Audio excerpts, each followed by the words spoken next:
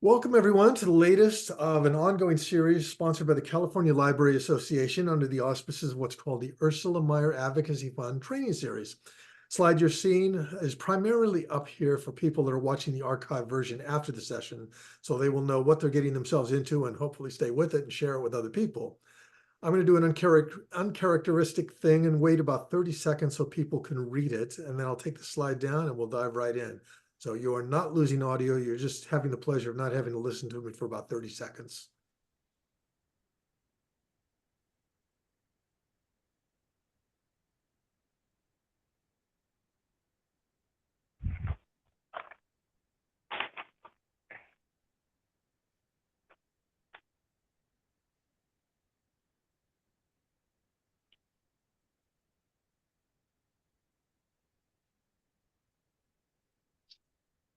So I'm not sure if that was a full 30 seconds, but as you can see, we always list our upcoming programs on the events page. We haven't started to list the fall ones yet. I expect to have at least a few of them up within the next week. We've got wonderful speakers tentatively booked all the way through January, and it's up to me to get the write-ups done so that you can see those. Also, you can see that the YouTube channel there has the previous recordings in case you're interested. Please share those with people, use them any way you want to, and including if you want to use them in your own trainings for library advocacy. That's the point of all this. We want to reach the largest audience we can, which meets the goal of the person that made the bequest under Ursula's name a few years ago to get this started. She wanted library advocates all over the state here in California to be able to have a training font of knowledge that they could go to. And that's what we tried to provide. And you see at the very bottom of that, if you like these things, obviously there's no requirement that you donate, but we do appreciate having the extra funding come in so we can keep these things going. So that's the commercial, that's the gig. Let's jump right into today's topic, which, as you know, from having looked at your notes, is advocacy, libraries, and you, building coalitions to produce positive results. I think about so many places where I've seen coalitions build slowly and steadily. And the most recent one was when a few of us are on this call were in San Diego a couple of weeks ago for the California Library Association conference. We had a day-long workshop. There are three of us from the Ursula Meyer program. Deborah Doyle, Esra Nawar, and I led a day-long workshop in advocacy basics. One of the interesting things that always happens at a session like this or like that is that we set out to see if we can form a short-term community of interest and hope that it will continue beyond that. This is all sort of pointing us in the direction of what we're going to be looking at today, of how those of us on this particular call live, and those of you who will continue this after today's call, can take advantage of the fact that we have this time together. We can interact, we can have meaningful conversations about what's going on, and then turn it into positive action. Punchline to that thing at the ALA conference in San Diego a couple of weeks ago was one of the participants asked at one point, from her position as being a library assistant over a very long period of time, how does a library assistant become involved in advocacy? So we gave her a few tips, including go talk to your director. And if your director is at all hip and open to the idea of having a library assistant involved in advocating on behalf of the library, that's your open door. Session ended at about 3:30 in the afternoon. By 6 o'clock, I had an email from that person saying she had run into her director at the conference, had taken the advice of saying, I'm interested in advocacy on behalf of the library. Can I be doing anything? And the director was as obviously happy and delighted as we hoped she would be and said, oh yeah, let's set up a meeting for next week. This is the heart of building coalitions and building collaborations. We take these opportunities like the Ursula Meyer and CLA sponsorship of this offer us to have meaningful conversations, air the challenges we face, talk about the resources we have, share those together. And if we do this properly and effectively, we walk out with an action plan that step by step leads us toward building the kind of positive things in our communities that we want. So in the spirit of not turning this into a lecture, but just starting off with, let's find out where we all are and what we can do together. Think about the groups you've been part of that have coalesced into an active, positive force for making change, either small scale change in your community or a larger state regionally or statewide or even nationally. And let's talk about the things that made that work for you so that we get a kind of baseline out there. So anybody, cameras on if you want, certainly put on your audio. And if you don't have audio capabilities, feel free to put that in the chat and I'll read that so that people watching the archive version later can see it. Question on the floor is, what are you seeing that makes a coalition develop and work well? Anybody? Hi, this is Amrit. I would say that actually, Paul, what you just shared about involving people at all levels of an organization is extremely important in building effective coalitions because people bring a variety of skills from a variety of roles, and they're all needed. I mean, can you think of, I know you're with the law library there in Sacramento. Can you think of a small scale coalition that you've helped develop there in Sacramento and tell us just a few steps, what made that work well? Well, I can share an example of work we're currently doing here at the Law Library. We're gearing up for Constitution Day, which will be celebrated by various legal organizations and civics organizations in town. But we haven't previously had a lot of coordination around this, and so our efforts have been duplicative. Um, we've been spread thin because we've been wanting to attend each other's learning events. But this year, we're all working together, the Federal Bar Association, the Sacramento Bar Association, our library community, the state library. And so we're making sure that we're creating a week of events that energizes us instead of depletes us and allows maximum participation. All right, so you're taking things that are already in place. Instead of everybody doing their own thing, you're combining efforts, so there's less effort. I sense from the words you use that you're getting something that's exciting and positive and is going to produce results. And you've got something to wrap it around, which is that event, right? Yes, I'm delighted by this avatar option in Zoom. It actually does smile when I smile. That's really funny. I But can't even get my yes, face to smile when I smile. It's terrible.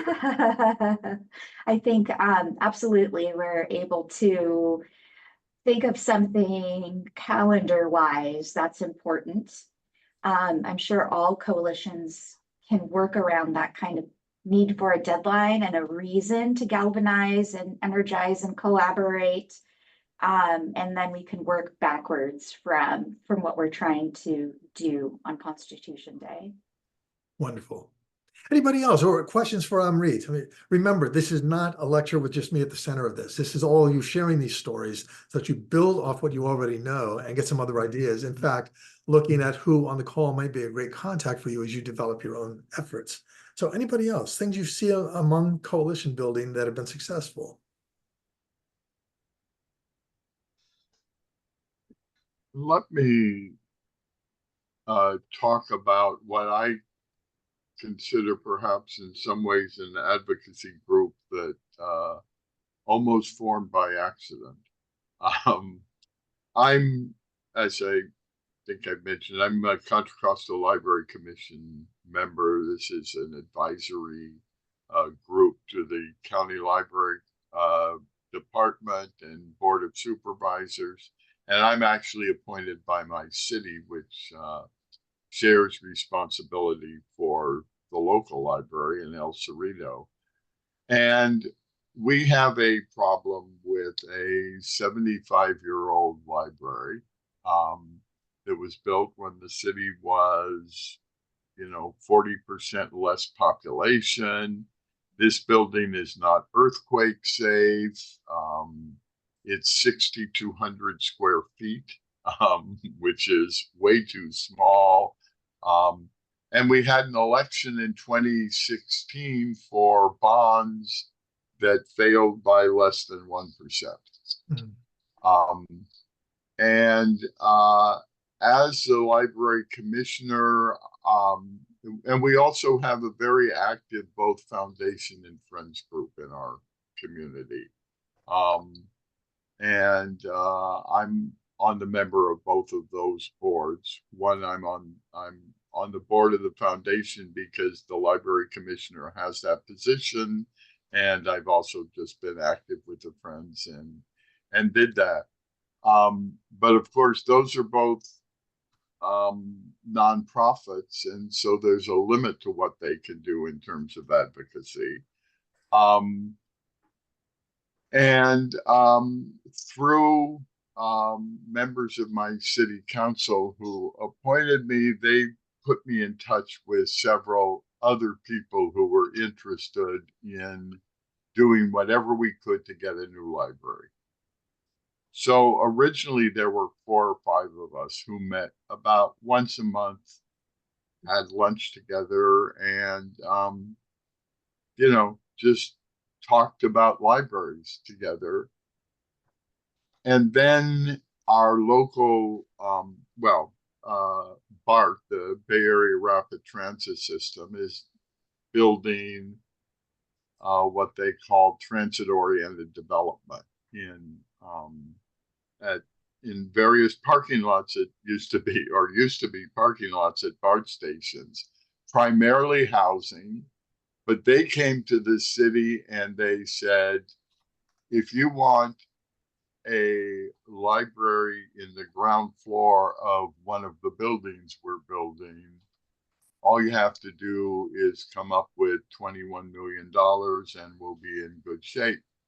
So we very quickly just morphed into a campaign group.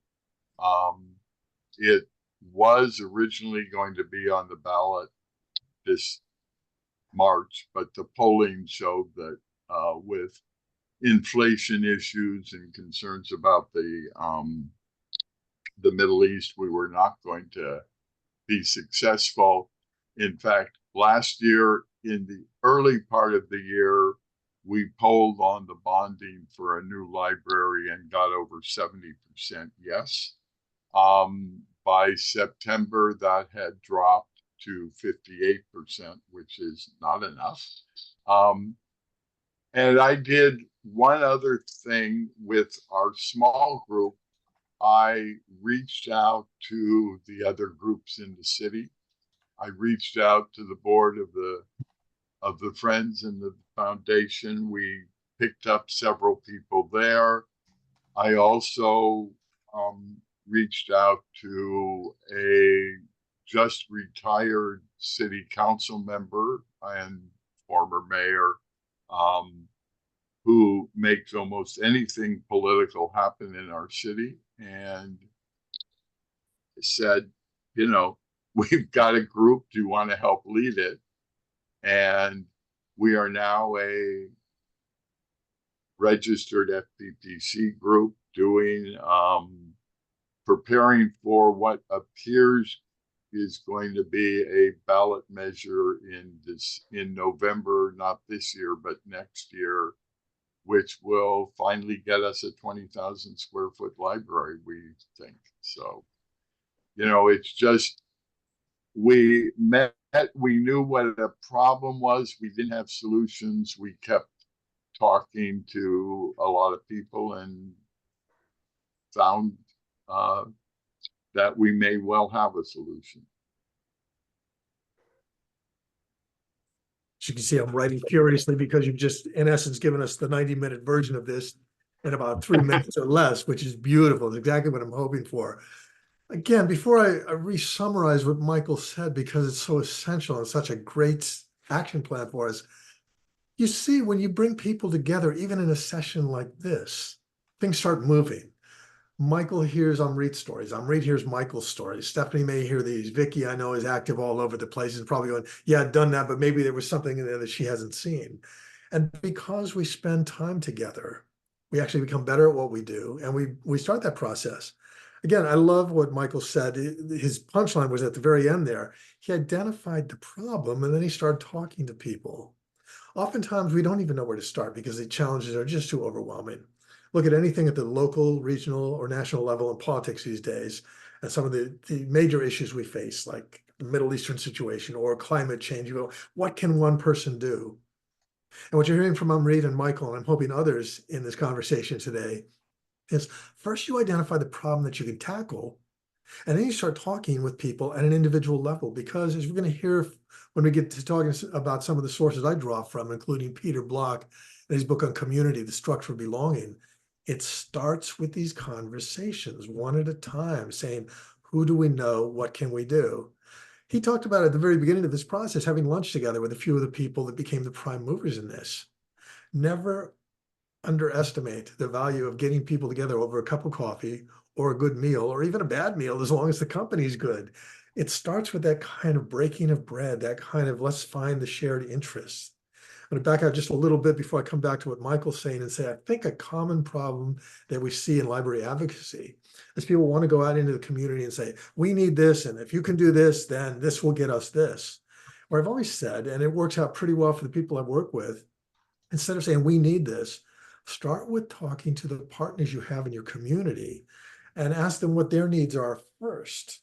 You may have an identified problem, or if you're smart about this, you have 8 or 10 problems that you've identified, and you're wondering which of those can actually be the low-hanging fruit to get you the beginning of a coalition that comes back time after time and leads more and more to larger positive change within a community. But listening to others and listening for that moment where somebody says something that's on your list, you say, well, we're interested in that too, can be the open door past that thing of being overwhelmed and not even knowing where to start. Vicky's asking in the chat, can you share the name of Peter Block's book? Yeah, one word title, Community. The subtitle is The Structure of Belonging. And if I can get Zoom to cooperate, oh yes, it's cooperating today. There's the actual book cover. Now it's disappearing again. It's like the Cheshire Cat. Someday, good. So that's Peter Block's book. Block is one of the people I'll be discussing later because he's done so many wonderful things in writing as well as in exercises that I've been able to attend. Just teaches us a lot about how to break down barriers and get the conversations going. But Michael's hit it right, the nail on the head here by saying, first, the lunch together, having this conversation. Yes. Let me mention one other thing that I think was important. What this group that we first started when it was 4 people, and it did grow. We're a very we all had different talents. We all had done different things in our life, and each of us seemed to take a little bit of a different interest in the whole thing. One guy knows spreadsheets really well, and he started just playing with spreadsheets in terms of what this would cost and how it would work and all of that, and how you could bring about the taxes to make it happen, etc. And another person just really knew a lot of groups and various groups in the community that weren't necessarily library groups, but were groups of people. And each of them sort of said, I don't know if we can do anything with this. And the important thing is what we said was, see what you can do, see what you can make of this. Come talk to us next month, what you've done. And it moved in a lot of different ways than I would have initially suspected. But to this date, the work that everyone has done, we've got a very broad set of things that we're doing, and it's why we think we're going to be successful. One guy just liked to make web pages, and he's done our website, those sorts of things. So yeah. So let anyone who has an idea run with it is one of the other things that I've at least learned with this. If you trust the people, then trust that they're going to do okay. You've given us 2 forks in the same road here. Right when you started to give that example of each person doing what they wanted to do, I was talking about the importance of us starting the conversations over coffee or over lunch or over whatever we're having together by finding out what the other person's interests are. And Michael, rather than focusing only on the interests of the causes, has talked about the interests of the volunteers and what they do. I've learned that really easily and effectively when I ran the volunteer program for the San Francisco Public Library System. Volunteers would come in my office, and I always joked about the idea I had the best job in the whole world. I got paid to get other people to do things for free, but it was always seeing what they wanted to do and getting them in. Vicky, you've got your hand up. Go ahead. I just wanted to ask Michael what website he was referring to. Is it the advocacy page or the foundation page? Could you elaborate on that, Michael? Sure. It is now it's the website of the advocacy group of our FPPC, registered group. I will put into the chat the link if anyone wants to look at it. It's still very much a work in process, but Fantastic. Thank you, Michael. And that's an open invitation to the rest of you. Anything that we're talking about here, if you've got resources, put them in there, put them in chat so that we've got that, and copy them out. By the way, the initial C4 PSL, the group is now called the Committee for a Plaza Station Library, because it's going to be at the El Cerrito BART Plaza Station. If you look, actually, I think the FPPC has required us to call it the Committee for a Plaza Station Library in El Cerrito because they have certain requirements of how you name groups, but we're just using the short name. And so that's the web page.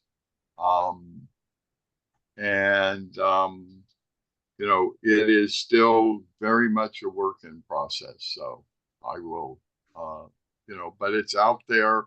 We unfortunately have a group of naysayers in the city who have discovered Nextdoor,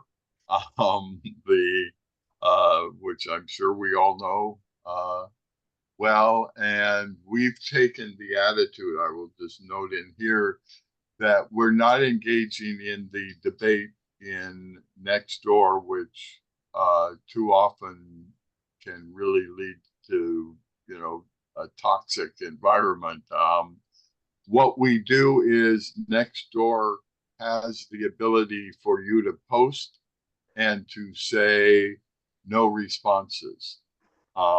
And that's a thing that we're using to set forth facts when we feel we need to have facts out there that are correcting things. And then we, set the information out there and say, for further information, see where it is on our FAQs on our website.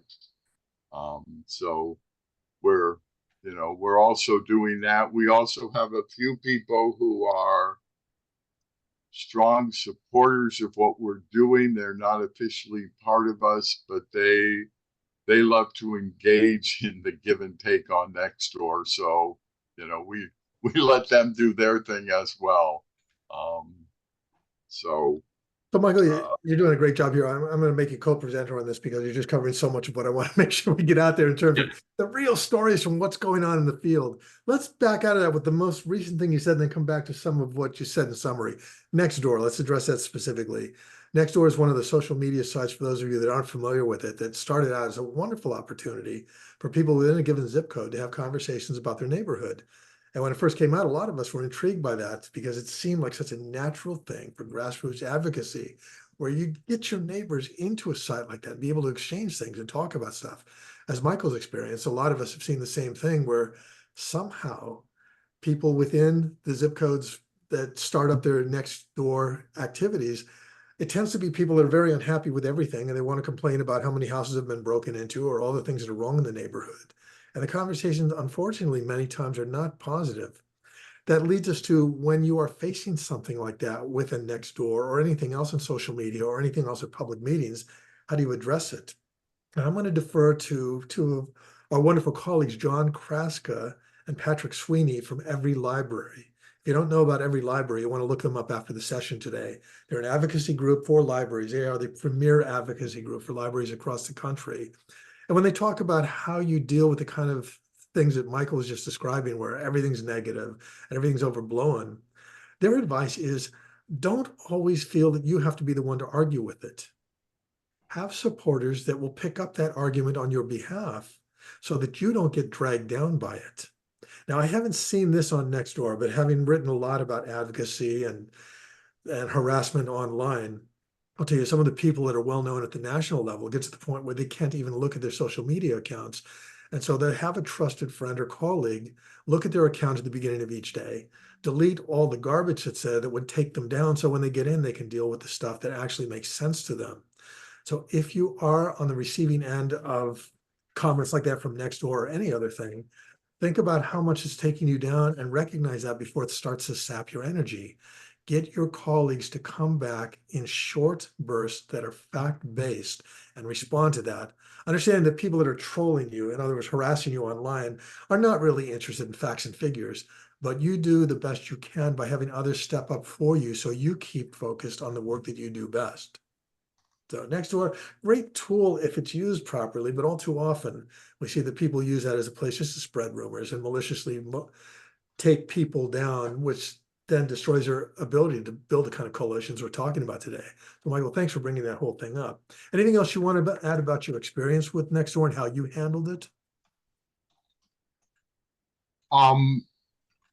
Yeah, I mean, it's really interesting because I recently ran into one of the leaders of the opposition group, and they're not really a group. They're 5 or 6 people who talk a lot. And he took the opportunity in the course of our 10-minute conversation that involved one other person and me. During that 10 minutes, he explained that he had, quote, thousands of followers on Nextdoor. And I had recently posted an item on Nextdoor, again, without a comment, about there's a movement to try to defeat the proposed library by saying, well, let's build a 2-story building in our current location, which is inadequate and would still be too small. And as we all know about 2-story buildings, they are much more expensive. And, you know, I made all those comments. And then I just went back the other day and looked at it, and you can see how many times anything you've posted on Nextdoor has been accessed. And I discovered, it turns out I have nearly 2,000 people who had read that. So it said, okay, that doesn't mean they agree with me. They may have read it. And my guess is for him, because from what I've seen when he posts, there's, 8 to 10 people who, always say, yeah, and it's even worse than you said, etc. And it's usually the same 8 to 10 people. And so that's when you learn not to engage, not to amplify what they're saying by responding, and then they'll respond to you, etc. It's why we've developed this technique of just putting out there the facts and saying, if you want more information, come see us. Perfect approach. And again, one of the things I intend to talk about after we get through Peter Bloch's community book is Geoffrey Cohen's book on belonging and what works, what makes somebody feel like they're part of a community. What Michael's talking about there is you don't know whether people viewing your comment agree with you or disagree unless they actually make another comment. But what Cohen talks about a lot in belonging is if we make the mistake of thinking that our job is to convince people of something that they don't currently believe in, we're going to hit our heads up against the wall an awful lot and be very frustrated. Cohen talks about the best coalition building and sense of belonging coming from simply listening to people with whom we disagree and showing the respect of saying, yeah, I'll listen to that. I may not agree, but at least I want to hear where you're coming from. Because that's what opens the doors to people being able to work together, even if they're not on the same page, even if they're diametrically opposed politically in the circles that they travel in. What we're looking for is that point of agreement where we can set aside our differences and agree that there is an issue that we could actually work on and produce some positive results on. So again, thinking about community being a building, as Michael's talking about, as Amrita's, and as Peter Bloch talks about in his book, and then taking the concept of belonging and what makes somebody feel like they belong or that they're welcome into a group. It's not the argument, folks. It's not trying to win an argument or convince people of something else. It's diffusing some of the anger and the angst that goes into keeping us apart when the differences that are there may be less than we think they are, and they may be surmountable. So Michael, thanks for all that. I want to work my way back up from next door, back up to some of the stuff you were saying, and then summarize, because I think you've hit one of the things I wanted to make sure we did here today. He was talking about each person identifying what they want to do. Like one person does a website, another person does spreadsheets, another person does some of the outreach. And if we identify the people that are coming into our potential coalition and saying, here are the opportunities, does anything of this grab you?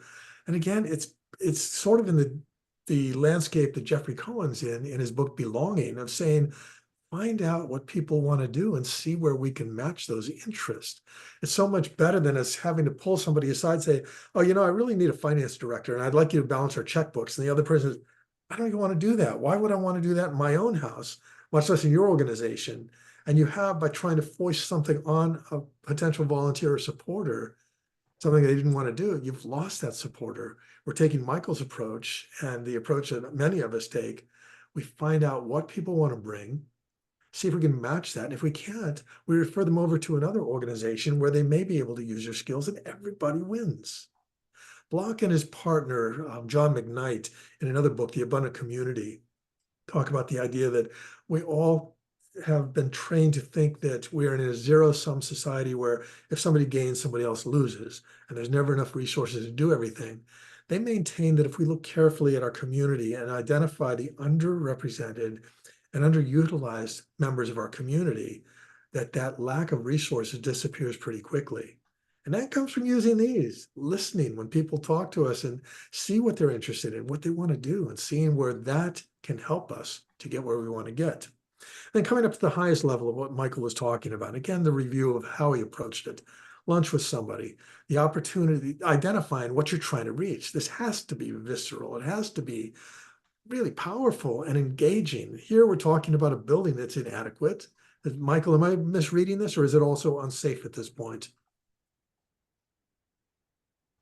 I'm Unfortunately, sorry, once again? yeah.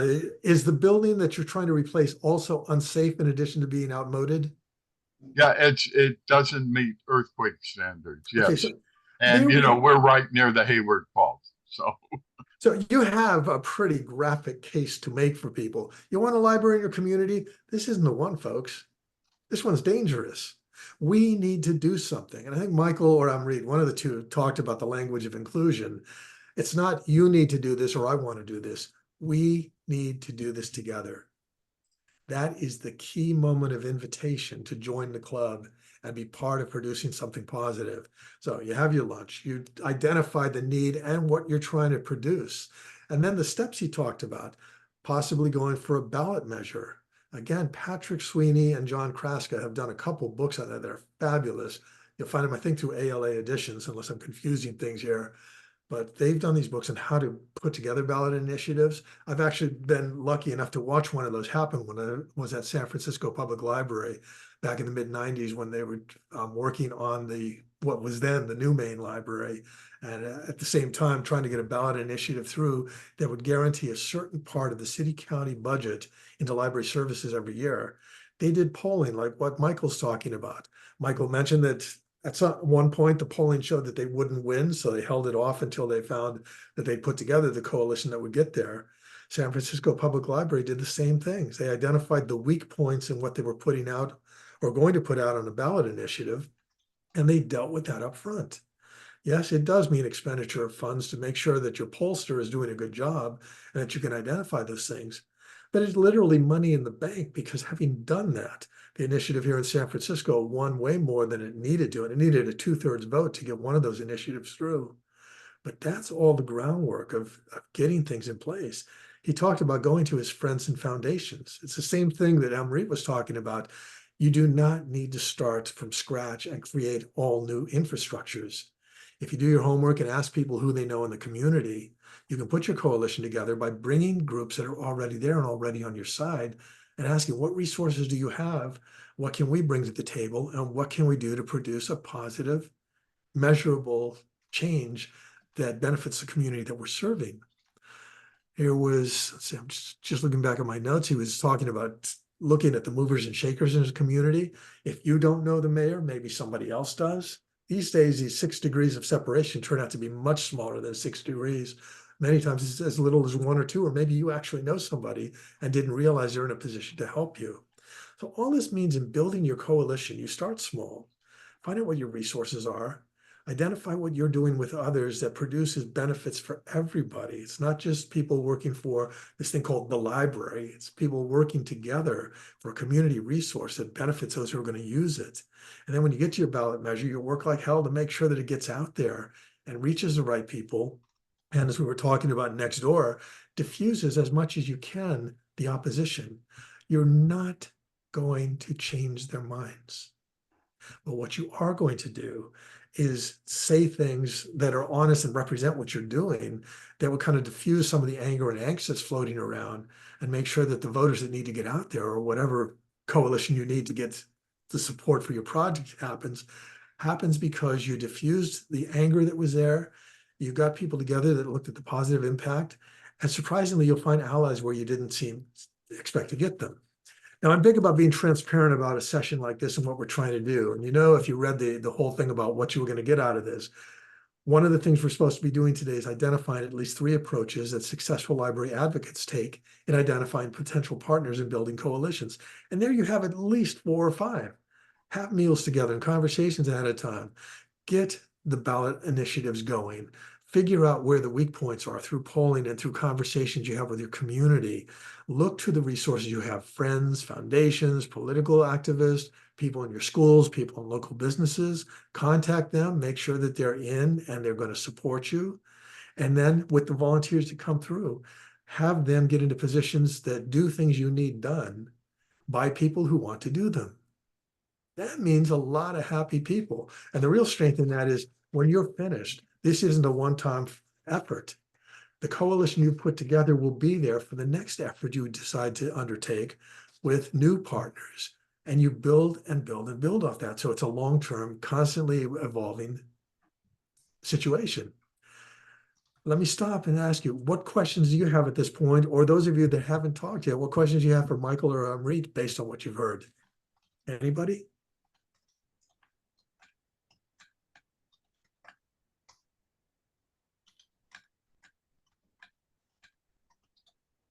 Camera. Okay. Do I just talk? This is Valerie. Hi, Great. I'm Valerie, a volunteer with the Kings County Library. And I'm curious to know, when you formed this advocacy group on behalf of the library, how did you fundraise in order to hire your pollsters and your campaign committee? Well, the good news is that the polling was done by the city, not by us. So we didn't need that money. We haven't done significant amounts of fundraising yet. We will, I think we've had less than $2,000 so far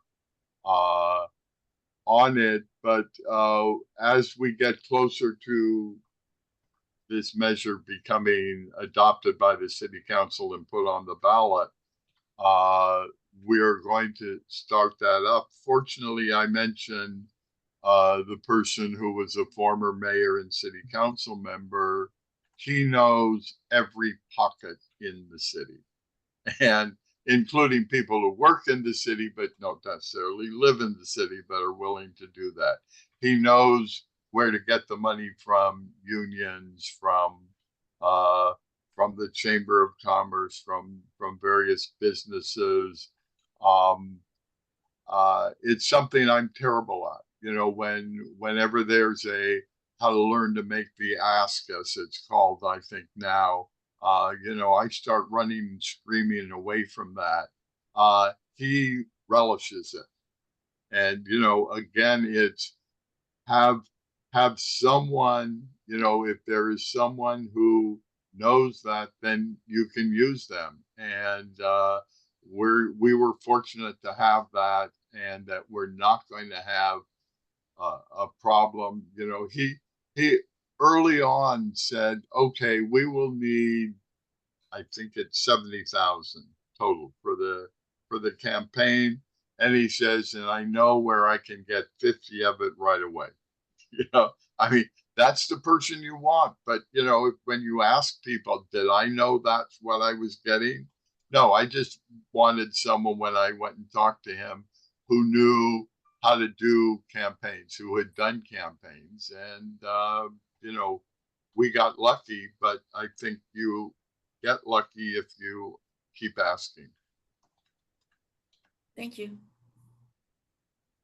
Anybody else? Questions about what you've heard so far or things you want to add in based on your own experiences?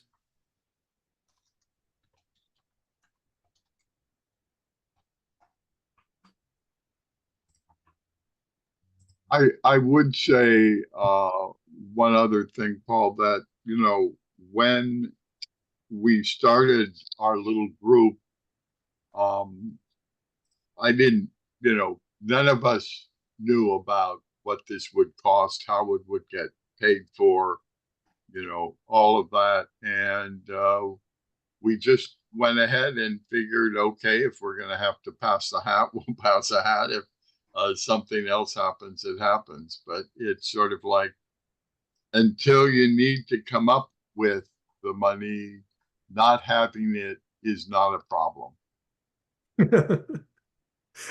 When you get to that point where building's supposed to start and you don't have the money, then it's a problem, but you don't want to get to that, obviously. Yeah. There's so much wisdom in what Michael's saying. It mirrors the experience I've had in a variety of different places where I've been involved in fundraising or been involved in bringing coalitions together to do things. Frankly, a lot of times when you start on a project, if you knew all that was going to go into it, you would pull whatever hair you have left on your head and run screaming from the room. So it takes a big leap of faith to say, this is so important to me, I wanted to work on it. And to commit to the time that you know it's going to take, even if the time doubles or triples over a long period of time to get you to your goal. But the commitment up front of you saying, I believe in this, and I know my community wants this, and I'm part of that community, we will make this happen. That's what draws the skeptics in and gets past the skepticism. We did a large scale project here in our neighborhood that took 4 years to get it going. It was a massive art and garden project. And there were a lot of people who said, well, if I donate, how do I know that it's actually going to happen? Unfortunately, this was the second project of its kind in the same neighborhood. So we were able to point to the first one and say, that's what happens. It's going to happen. They say, well, what if you don't finish? And we go, it's going to happen. And that being able to point to a tangible example of what was possible got us very successfully toward the completion of that project. And it became bigger and more elaborate as time went on because we had donors that wanted to come in and do things we hadn't even dreamed of. Again, the importance of vision here is something not to overlook. We had a strong vision of that garden and art project and what was involved. And if people came with offers to do things outside the scope of that, we told them that's outside the scope. We just didn't go that route. But if somebody came in with an improvement over what we had and they were offering to do something that would make it even better, as long as it was in scope, we did it. And the result was a project that's to this day attracts people from all over the world just because those of us who dreamed had the right coalition in place. It comes from dreaming and having a clear mission, vision, and value statement and staying with that. All right, any questions before we move on or any other comments? So let's get to some of what I was talking. Yes, really please. quickly, I just wanted to note that you had mentioned if you had known the steps involved in participation, you would have pulled your hair out. I sometimes think of the consequences of not participating and how much more stressful that would be. Yes, that's a really good point. That was not the situation, the one I was in. I mean, there was a bad situation here in our neighborhood that made us want to do that project, but it's not like the world would have ended if we didn't do it. It just would have been uncomfortable. What we're talking about here is finding that thing where you can't live with the situation and you can see that it's going to be absolutely worthwhile. But whatever the motivation, if the motivation is you can't live with that anymore, great. If it's that you want to do something better and you think you can pull things together, that's when we turn to coalitions. So thanks, Umpreet. Anyone else? All right, so let's look quickly at community, the structure of belonging. Been mentioning that all along. One of the many things I love about this book, in terms of it being something that can guide any of us that needs a structure, as the title implies, is that what Peter did all the way through the book is broke it into obvious chapters and give you step by step how to do it. But also at the beginning of each chapter, he's got one paragraph in italics that summarizes the chapter. So the book itself becomes a very useful primer where you don't have to read it cover to cover if you don't have time. If you just wanted to dive into it quickly, you could read the italicized summaries at the beginning of each chapter and get a sense of where he's going, and then stop on the chapters that are most meaningful for you and dive into them. I'm going to do something I don't think I've ever done on an Ursula Meyer session before, and read you several of the little sections, those italicized things that give you the flavor of what Peter's talking about, and then comment on it. From page 1, the fragmented community and its transformation, the introduction, Peter starts off with a bang-up line that really needs to be in the forefront of our own minds. The essential challenge is to transform the isolation and self-interest within our communities into connectedness and caring for the whole. Now think about that and absorb that. If we're going to build something that's going to be a successful coalition, we have to identify some of the things that are bothering us. And if anybody on this call is reading the newspapers, you know that since COVID, we've identified the sense of isolation people have much stronger than in any other period in our lifetimes, at least, in terms of, even though we have social media, even though we have all these tools like Zoom and everything else to pull us together, there's still a strong sense of isolation, and people crave connectedness. Even the most introverted person at some point has to have some physical connection to his or her community, or else there's not a real reason for them to live. And so when Peter says the essential challenge is to transform isolation and self-interest into connectiveness, that gives us a starting point for coalitions. You look at the people in your community and not bothering to identify whether they're introverts or extroverts, whether they are really well connected in their communities or striving to make even one contact with a friend that they can rely on to do things. If we can go out into our communities and say, here's a chance for you to be part of something bigger than you already are. That addresses what Peter's talking about in transforming the isolation and self-interest into groups working together. So we can start at a very personal level, realizing we're not just going out and asking people donate to this cause, help us build a new library. The real vision is be part of changing this community in a way that makes a substantial difference, benefits you, the people around you. If you have children, the children that are going to grow up in that community. If you have relatives that come and visit or use that community, they are touched by it. It gives us that sense of connectivity that so many people are talking about missing so often. Jumping over to chapter 1, again, just from the very basic introduction that he's got insights into transformation. And one of the first comments he makes mirrors what Michael and Amrit have already talked about. Social fabric is created one room at a time. It is formed from small steps that ask, who do we want in the room? And what is the new conversation that we want to occur? In community building, we choose the people and the conversation that will produce the accountability to build relatedness, structure belonging, and more action forward. Now let's step back from the book and say, what does that really mean? What Peter does effectively in his book and in person, and some of the things that I've seen him do, is early on establish that everybody in the room is a partner in producing whatever it is we're going to produce. When that book first came out, I didn't even know he'd written it, but I did know I liked Peter's work because I'd read other things that he'd done. I had a chance to see him at a huge conference down in San Diego. Today's session seems to be conferences I've attended in San Diego, including ALA and the Association for Talent Development. But Peter was doing a session drawn from this book that I didn't even know existed. He was talking about how trainers, which is the industry I'm in, how trainers develop community. Peter started the session by looking out at a room with about 250 people in it. It could have seated 500. It was those huge meeting rooms where you're shoulder to shoulder, row after row, a bunch of people looking at the one person on stage and thinking, okay, he's going to speak and we're just going to absorb. Well, Peter turned that on its head. First question he asked is, all right, you're all trainers. Do you think this room is set up in a way that's effective for learning? And all of us looked around and said, well, heck no. We're all looking at you instead of being able to interact with each other. And he gave us a few seconds to process that thought. And he says, so this room needs to change if we're going to make this a session about learning. And everybody said, yeah. He says, okay, you have 2 minutes now to get out of your seats and reorganize the seating so this becomes a space that is more effective for learning. Everybody kind of looked at each other like, what's he talking about? At which point he said, now you have about 1 minute and 50 seconds to do it. Everybody jumped out of the seats.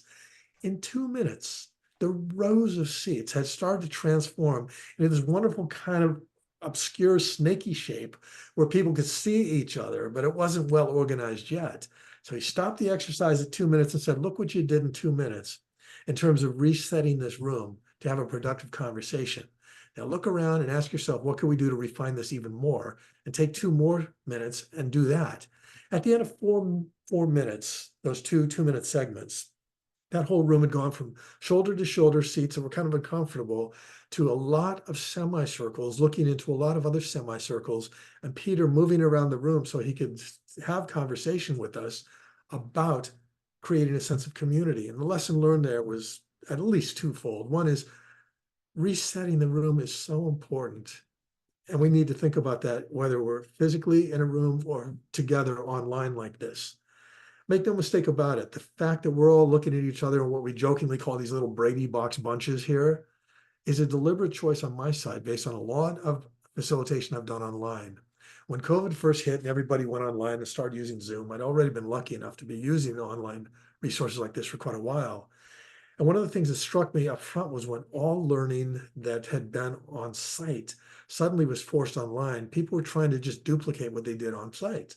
So lots of PowerPoint slides, lots of lectures, which was driving people crazy because it's boring. The slides actually, I found, rather than being useful, were disruptive. Conversations became much more lively if we kept it like this, where you could see each other. People could turn on their cameras and hear each other and communicate with each other. And oftentimes people, after the first few minutes, would forget that they were online. They would just get involved in the conversation, as Michael and Enrique did so effectively at the beginning of this. Anytime I brought up a slide deck, it was a reminder to people, oh, we're not in the same room, because now we can't see anybody. All we can see is the slides. So in today's session, where I'm trying to show us some of the things I pulled from Peter Block, from Geoff Cohen, and a few of the other people that we'll get to if we have time to do this, what I'm seeing there is we decide what we want the room to look like and how it's going to operate, and have people get a sense of participation and ownership early on. Compare those webinars you've sat through where somebody like me talks for 90 minutes and at the end says, oh, we got 30 seconds. Any questions? And you just leave thinking, oh, I didn't get anything out of that. Compared to how you feel if you're on the live session today, where within the first 5 minutes, you were actually part of the conversation. That's coalition building. That's what you want to do, whether you're building your coalition face-to-face or online. And as advocates, we need to be good at both. We need to take the whole concept of blended learning, where you do something in a classroom and then you leave the classroom, you go online and maybe you take some quizzes or you watch a video and then you answer some questions, and pump it to the level several of us are doing, or many of us are doing these days, where in the best of situations, we've got people face-to-face in a room and we're bringing other people into that room via Zoom with a screen where their faces can be seen, and microphones and loudspeakers around the room so people offsite can be heard in the room by everybody, a camera picking up the people in the room, flashing it out to people, people that are on Zoom coming back into that room are having a conversation. And we are building a coalition because we set the room in a way that's effective and engaging. That's our challenge. Let me stop. What questions do you have or challenges you want to throw my way based on what I've just said, drawing from Peter's book and from my own experience of saying, here's how we build coalitions and draw people in? Anybody?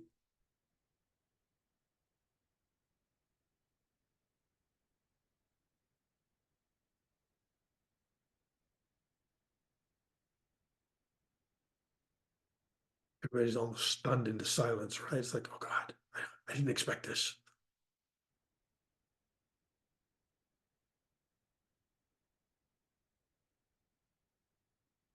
Those of you who've been quiet so far, how are you reacting to all this? You getting anything out of this? And is it making you think about things you can do to put together the kind of coalitions in advocacy that you're dreaming about doing? Okay. I just wanted to say, I love the resource share of the books and the description. I feel there's something to, as a library director, I feel like there's something to dig into there. Well, and I just wanted to share that going beyond the one-on-one meetings that Michael has talked about, then you start inviting people to come and experience something at your library. So they get familiar with it. Again, going back to John Kraska and Patrick Sweeney, Patrick, years ago when we were talking about advocacy for a project I was doing, talked about the Obama ladder of engagement, where you join, maybe you attended a few volunteer meetings and that's all you ever did. Some people would move up from that level to become neighborhood captains or regional captains in the campaign. Other people dipped their toes into a little bit of fundraising, where others said, hey, I know somebody that knows somebody and we can bring money in. And it got up to the highest levels on that ladder, where people were running the major parts of that campaign and made it work in 2008 in ways that stunned people who had not seen a campaign run that way. The point here is, we don't all have to assume that everybody's going to climb that ladder and reach the top. Some people are happy working at the bottom rung or the next rung up in terms of engagement. But as Vicky and, I'm sorry, Vicky, your partner's name? Valerie. Valerie. Yeah, Valerie and Vicky, as you said, getting people engaged at the level they want to get engaged is a big part of it. And the more they get engaged, the less pressure there is on you. The best advocates I see and the best leaders in their organization that I see are the ones that understand they don't have to do it all themselves. They are open to having other people jump in and do things that they might have assumed that they wanted to do. But by stepping back and letting others do it, they've built a strong coalition that produces magnificent results beyond our wildest dreams. Anybody else? Observations you have so far?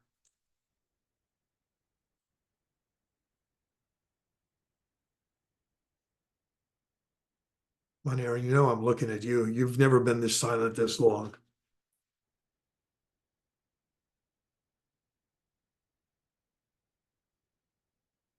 He's going to remain silent longer.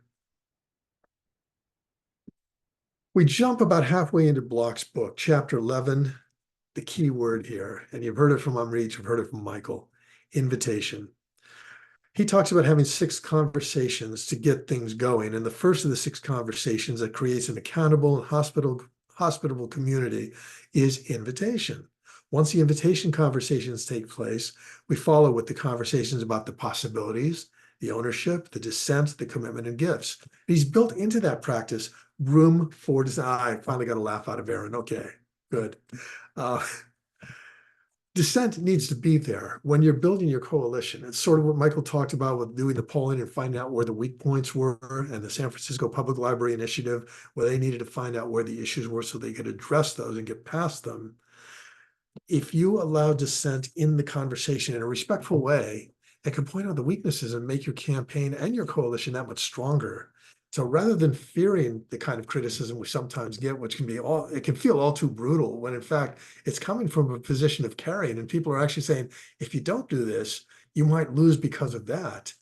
What we need to do is not feel resentful, but feel grateful that somebody took the time and cared enough to tell us about those things so that we can get further into it and really build on what we need to build. It's a theme that we get in Belonging, Jeff Cohen's book again, where he talks about the idea that the more you bring people in, the more you're going to hear dissent and the more uncomfortable it's going to get, but that makes you stronger. And if we can see that as an opportunity rather than a problem, it takes us further down where we want to be. I'm trying to get myself to the last section here, because I know Peter ended this whole, well, he talked about designing physical space that supports community. I mentioned that in terms of the physical rooms you set with the people that come into your rooms and the virtual things that you do. One other thing is, again, going back to what Michael said about having lunch with people or having coffee with people. Chapter 13 starts off with bringing hospitality into the world. We usually associate hospitality with a culture, a social practice, a more personal quality to be admired in a Western country where individualism and security seem to be priorities. We need to be more thoughtful about how to bring the welcoming of strangers into our daily way of being together. And that gets us into the whole topic of diversity, which, if you're interested in that from the advocacy point of view, I'd point you back toward an episode of this that we did about a year ago, where we had a panel talking about diversity, equity, and inclusion. It's a whole very thoughtful 2-hour conversation around that whole theme. But here what we just need to think about is, if we want a diverse coalition, then we have to make the room welcoming. And we have to be ready to hear some stuff that may be uncomfortable for us in terms of where we've been missing the opportunity to work with communities that feel underrepresented by what we're doing. By definition, libraries try to be someplace for every member of the community that wants to use it. And it's a big challenge. Some of us do it well, some of us struggle with it, and some people are so unaware of it, they don't even talk about it, and it works to their detriment. But if we address it and we listen, and instead of seeing criticism as something that's painful and to be shunned, if we see it as a gift from people that really care enough to tell us something, that can make us stronger too. So that's Community, Peter Block. And again, the quickest of summaries of a really wonderfully complex book. I'm just going to mention in passing, he's done a couple of others that I think are equally strong. The Abundant Community, which is the one I mentioned being the book about how we look at people in the community that are overlooked and find ways to draw them into in ways that benefit them, benefit the organizations we work for, and most importantly, benefit the community of which they are part. If we overlook them, we're missing great opportunities. Peter's most recent book, Activating the Common Good, is subtitled Reclaiming Control of Our Collective Well-Being.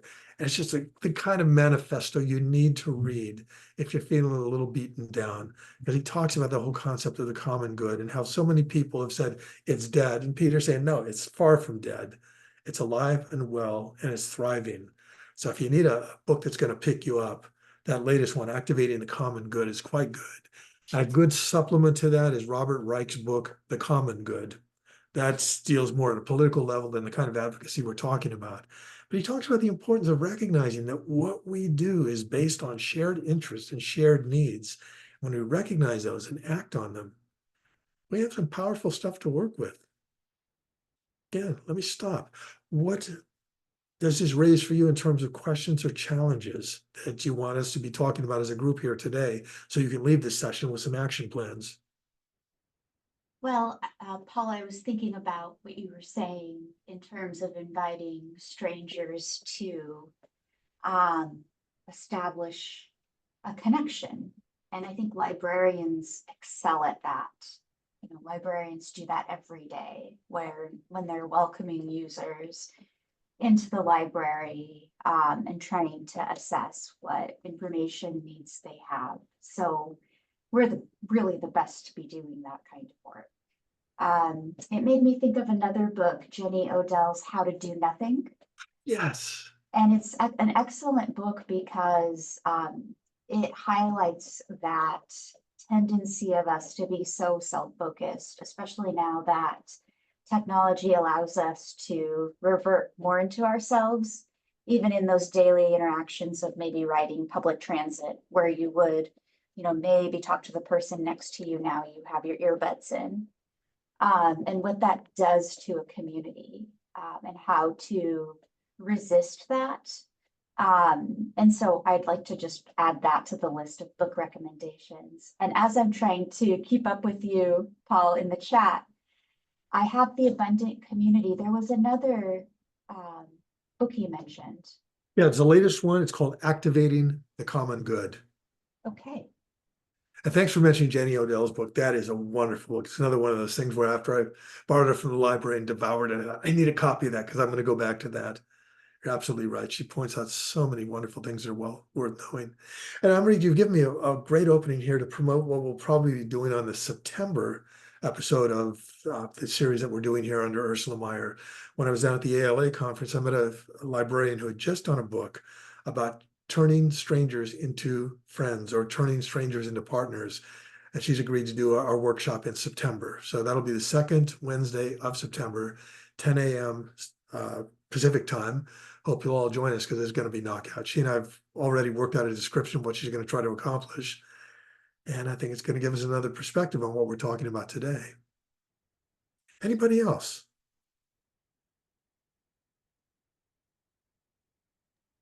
Just a note that I'm putting all the book links in the chat if anybody wants to copy and paste them. And if others have book recommendations they'd like to put in the chat, I'd love to see them. Amrit, can you grab that chat before the end of the session today so we don't lose it? Yes. I think Zoom stores it, but I don't want to rely on that in case it gets lost because that's a great resource. Thanks. All right, so let's exercise or workshop this a little bit before we go back to a couple more books that I want to discuss here. Based on what you've seen here, what initiative or advocacy acts do you contemplate sometime soon And how will you apply what we've talked about so far into that advocacy effort? Anybody? As a library director, this is Vicky.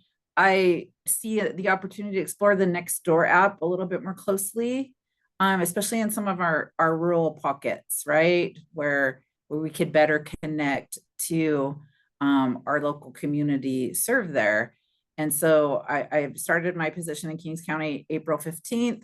I feel lucky enough to have been invited by a board of supervisors where there's a quarterly coalition meeting, of the board of supervisors for the county and the city managers and their elected officials for the various cities in our county pocket. And so they meet quarterly, they talk about common issues, and it moves around in the county of Kings, which is in the middle of California for those online today. And so I really appreciate it. I was able to go to that meeting in the first part of May, and really get connected to the mayor of little cities like Corcoran, little cities like Avenal, also meet their respective city managers as well. So I felt like that was a good platform for the library, and I'm extroverted. And so it made me feel better connected to the community of Kings County. And so I do appreciate, again, building through those particular entities that are already established. Vicki, we don't often take the time to focus on the challenges that you face in some of the rural communities here in California. What are some of the benefits you see to trying to be an advocate in a rural community? I believe connecting them to the resources that really matter for them to build that literacy component into the bed of why we exist to some extent. But I mean, libraries have transformed. I've been doing this 29 years. You know, we're more than just books. We're people and programs, basically. So what I like is getting my face out there, getting the staff's faces out there, really facilitating some next steps for better use of the actual library physical space, but really what type of programming that doesn't currently exist that could be beneficial for example, in the state of California, the governor signing into act the student success cards, right? So I definitely think in that communication piece in the smaller, rural, less literate areas of our pockets is very beneficial to the valuable resources of what libraries stand for. Thank you. I often hear from people in rural communities that they feel like they're at a disadvantage because they don't have the numbers of people you have in a large urban area like Los Angeles or San Francisco or even the Sacramento metropolitan area. But I think back to the Jurassic period when I was covering local government for a local news service.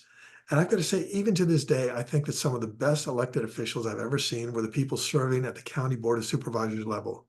Because they had a large enough area in that rural county that I was working in to have a constituency that cared and could bring together the critical mass of numbers needed to push the things they wanted for the community. But it wasn't so large that they were out of touch. I remember one guy who he was the most boisterous, wonderful, down-to-earth guy. He was a rancher. He had a big farm up in the northern part of the county. And he used to joke about the fact that in his district, they did it his way. But he jokingly said that because his way was the way that represented his constituency, which is why he kept getting elected over and over again. And sometimes when we look at the national level, we talk to people like John and Patrick at every library about what they face, and it all becomes this huge thing about getting the right numbers and getting the right amount of money and getting people connected. At a local level, it becomes a little easier because people actually know each other on a more personal level, and you are not going through level after level, layer after layer after layer of bureaucracy to get to your elected official or their legislative aides. So that's why I kind of popped that low-hanging fruit, easy, low-ball question to you, Vicki, about the advantages of being in a rural area. As while there are disadvantages that we're all aware of, the advantages are people know each other, and at a certain level, at least theoretically, it's easier to get stuff done. Anything you want to add to that, Vicki, or anybody else who's working in rural areas? The same question for Valerie. I mean, if you want to add anything to that. Okay, well, this is primarily for Vicki because she's very new to our community, and I've lived here for more than 40 years. So don't overlook local social media outlets. There's a couple of people in our town who have set up their own things, and now they've got tens of thousands of followers in a county that barely has 100,000 people. So I'll connect her with those. That's a good point. Good point, for sure. You know, over the last 10, 15 years, and social media has had its ups and downs, and we've seen some platforms that were really very useful become very little beyond being garbage dumps for people that just want to rant at each other. There still is that underlying thing of us not overlooking the idea that social media has an important word in it, social. It's a two-way street. As library advocates, if all we do is just put messages out saying, we want you to do this, or call to action along those lines, and we ignore the social side of making connections and responding to other people, we're really missing the heart of what still is positive and good about many of the social media outlets that we have out there. Thanks for saying what you just said, Valerie. Anyone else? Things that you're getting out of the sources we've talked about, and the communication back and forth with yourselves, that you can apply to advocacy efforts that are currently underway or that you're dreaming about doing?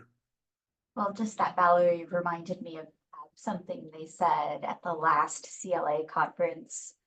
Don't be afraid to smash that like button. You know, just some engagement, just hit that like button on those local outlets, local pages, and that's engagement. Anyone else? Questions, comments?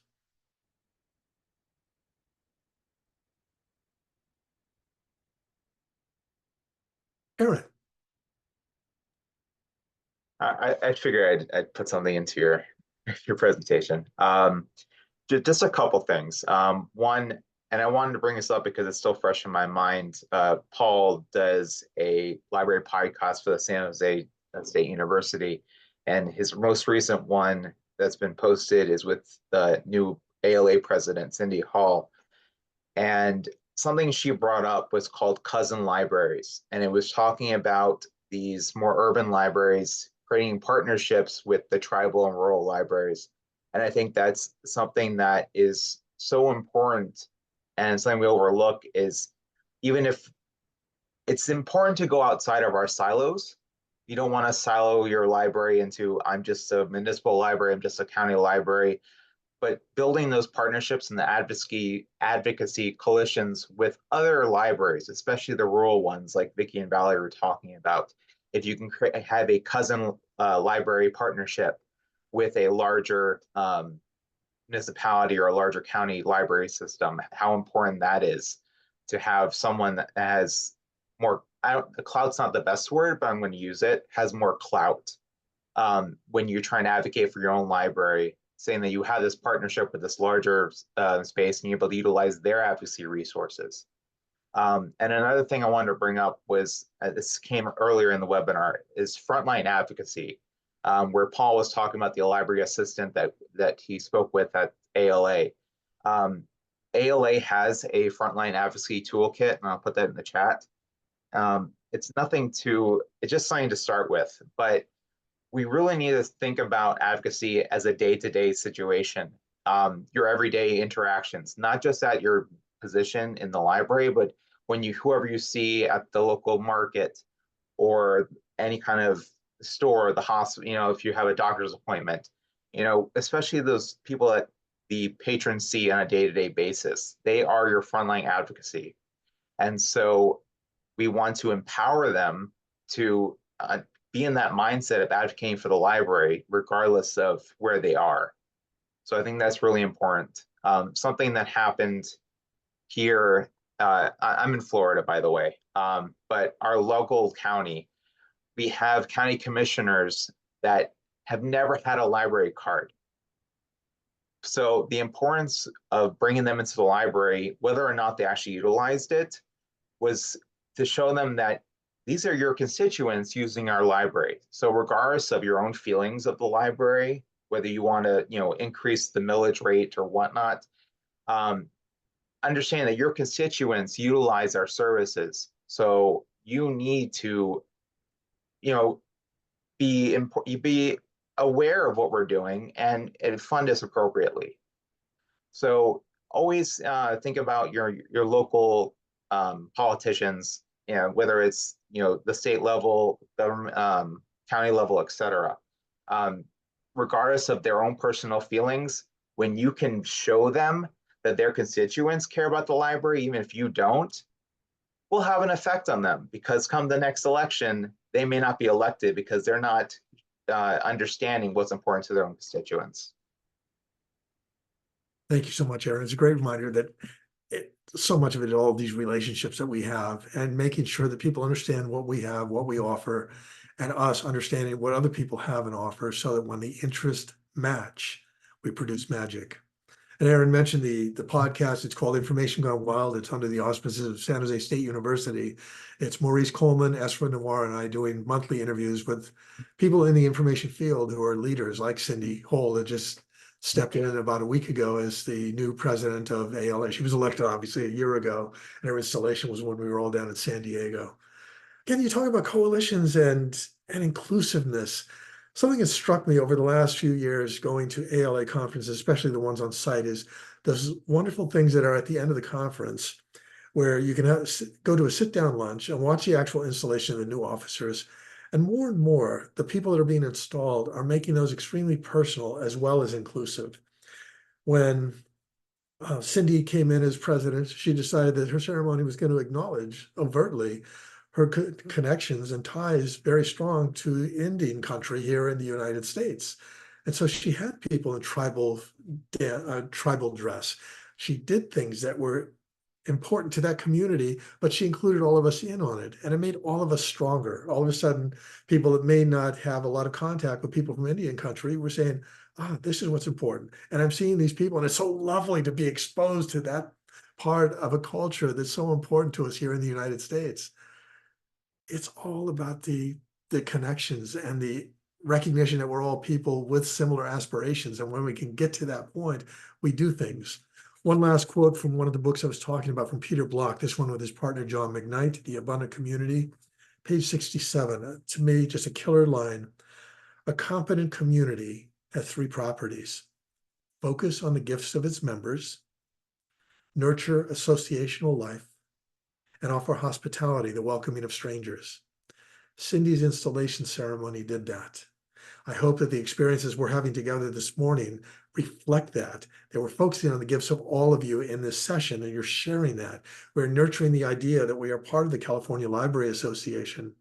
Some of us extend that into the American Library Association. Some of us extend that into other associations like the Association for Talent Development.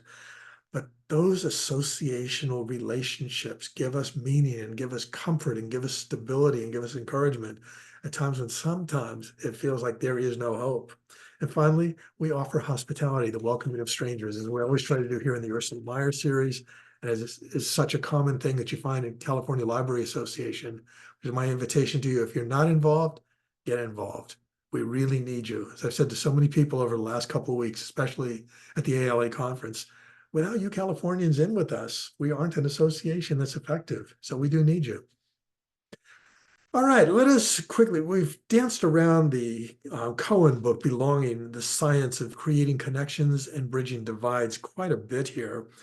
Just a few lines out of that with a strong encouragement that if you're intrigued, I highly recommend it, because it takes you into such deep levels of understanding how you draw people in to make a successful community work. He talks in his introduction about the book striving to remind readers that our differences and unease can be a common bond, actually. Andrew Solomon, in his brilliant book about varieties of human experience far from the tree, remarks that the differences unite us.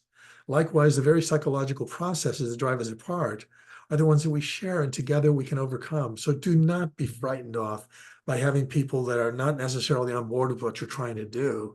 Listen and see where the common ground is. And if you can, diffuse the opposition by at least showing respect and listening. That's a good first step in building the kind of coalition you want to make the differences you want.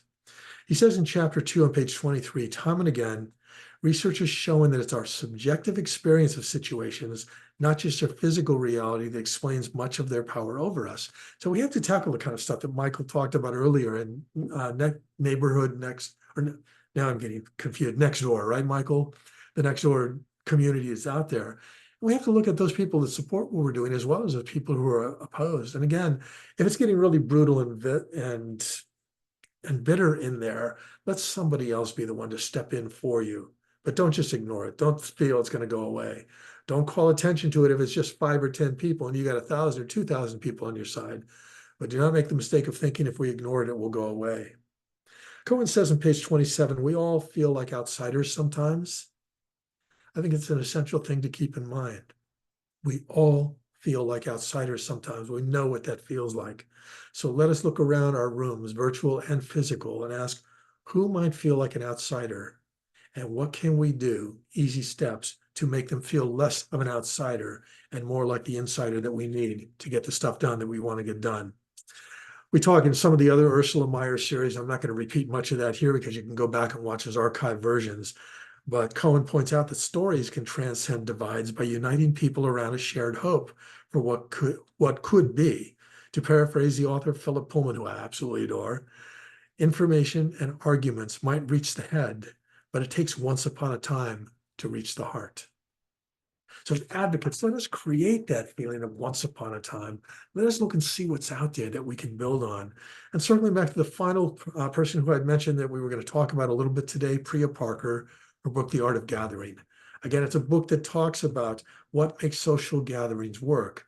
But if we read that book as advocates, and we look at what she's doing to make social gatherings work and make those work at the same level in our advocacy work, we're well on the way to getting us past the outsider barrier and make everybody that comes to us an insider in the processes we're trying to go to.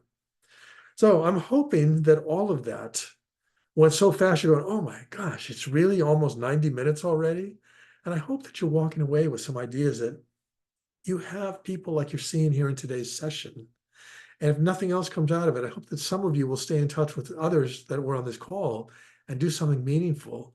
And then share out those stories to the community at large of how a gathering like this, in as little as 90 minutes, can put you in touch with like minds and like-hearted people who want to make a difference in a positive way in their communities. And that's how we get started here. We've got that stack of books that I've been going through here and didn't even get to one that I really love. If you're not familiar with Rich Harwood's work, you want to look at something he wrote back in 2012, The Work of Hope, How Individuals and Organizations Can Authentically Do Good. Again, the author's last name, Harwood, Harwood. Those of you who've been around a while will recognize that name because when Maureen Sullivan was president of the American Library Association, she did a year-long initiative with Harwood to connect communities and libraries with communities. And I believe Rich still continues to work in that area, although ALA has moved on to a number of other initiatives since then. But we have so much to draw from. And we're in the perfect place. The libraries have these books, or we can get them through interlibrary loan. So we're not lacking in resources. What we're sometimes lacking in is the assurance that we're not alone. And if anything, I hope that today's session brought you to the idea of the reminder, obviously, you're not alone. And that's what's going to make you positive and effective as an advocate. All right, we're down to the last few minutes. What did we not cover that you wanted to cover today?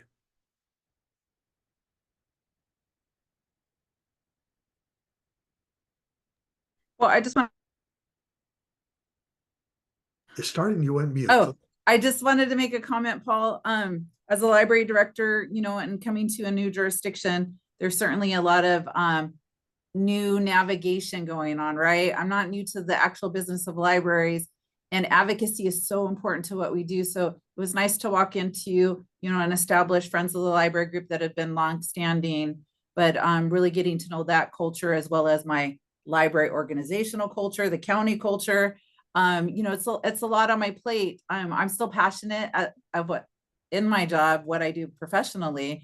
But advocacy does take a little bit more of the pie, I feel, especially now with all the, I don't want to call it defunding, but the current state of things in the state of California, right?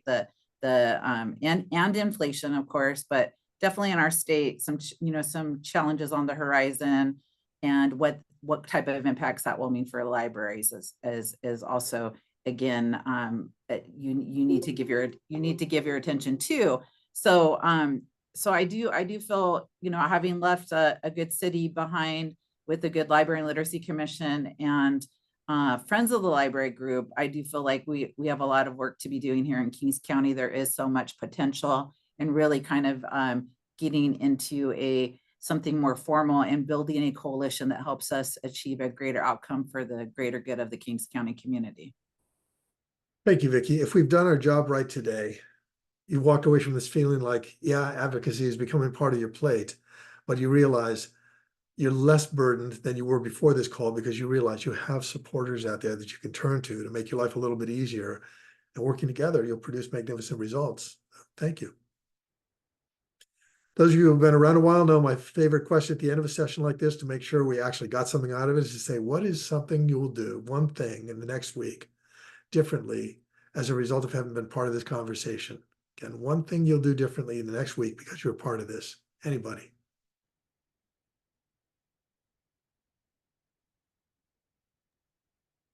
I think I'll just, you know, say hello and smile at some strangers today while I'm in the bank and maybe thank the security guard and just be more aware.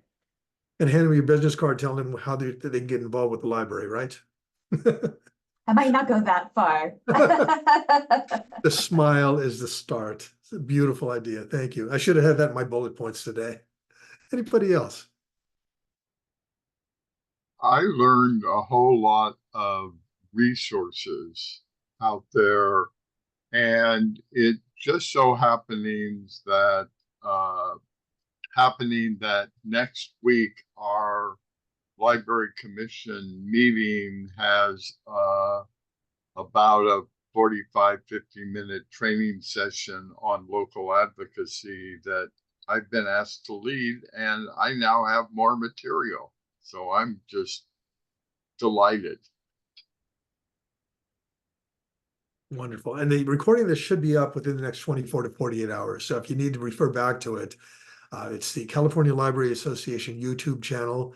It'll be the latest posting on there. And Karen, who usually does this, will probably also put it on a playlist that's isolates it out from all that's on there. But if you're looking at it in the next week, it should be the first thing you see on the general site. Thanks, Michael, and best of luck on that library initiative. It sounds like it's going to be a great project, and I wish you the best of luck on the ballot initiative. Thank you. You're welcome. Anybody else? Things you'll do differently in the next week?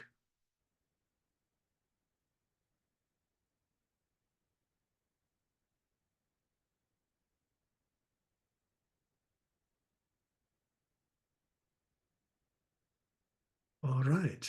Well, we've reached the end of the session. Anybody that wants to stay for unrecorded conversation afterwards, I've certainly got a little bit of time. So if you have other questions you want to ask off camera, stay with us. Otherwise, thanks.